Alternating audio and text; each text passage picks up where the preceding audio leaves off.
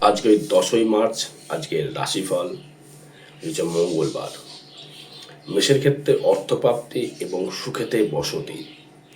বৃষের ক্ষেত্রে ব্যবসায় শ্রীবৃদ্ধি এবং মানসিক শান্তি। মিথুনের ক্ষেত্রে আর্থিক নিয়ে একটু চিন্তিত বা একটু কষ্ট। কর্কটের ক্ষেত্রে জীবনটা খুব কষ্টময় এবং খুব দোদুল্যময় টাইম চলবে। সিংহের ক্ষেত্রে ফালতু অর্থ নষ্ট।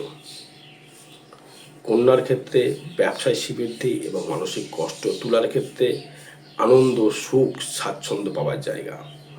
বৃশ্চিকের ক্ষেত্রে কর্মের জন্য প্রচেষ্টা এবং কর্মের সাকসেস। ধনুর ক্ষেত্রে বিবাহ নিয়ে কথাবার্তা এবং বাইরে কোনো সুসংবাদ পেতে পারেন বা বাইরে কোনো আত্মীয় সমাগম হতে পারে। মকরের ক্ষেত্রে ব্যবসায় শ্রীবৃদ্ধি এবং সুখেতে বসতি।